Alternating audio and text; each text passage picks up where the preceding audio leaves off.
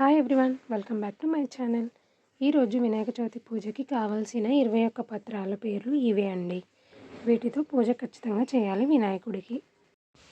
first one వచ్చేసి మాచి పత్రం, రెండవది వాకుడాకు, మూడవది మారేడు ఆకు, నాలుగవది గరిక పత్రం, ఐదవది ఉమ్మెత్త ఆకు, ఆరవది రేగు ఆకు, ఏడవది ఉత్తరేణి పత్రం, ఎనిమిదవది తులసి పత్రం, తొమ్మిదవది మామిడాకు, 10వది గన్నేరు ఆకు, 11వ ఆకు విష్ణుకాంత ఆకు, 12వది దానిమ్మ ఆకు, 13వ ఆకు దేవదారు ఆకు, 14వ ఆకు మర్వం ఆకు, 15వ ఆకు వావిలాకు, 16వ ఆకు జాజి ఆకు, 17వది ఏనుగు చెవి ఆకు, 18వది జమ్మి ఆకు, 19వది రావి ఆకు, 20ది మద్ది ఆకు,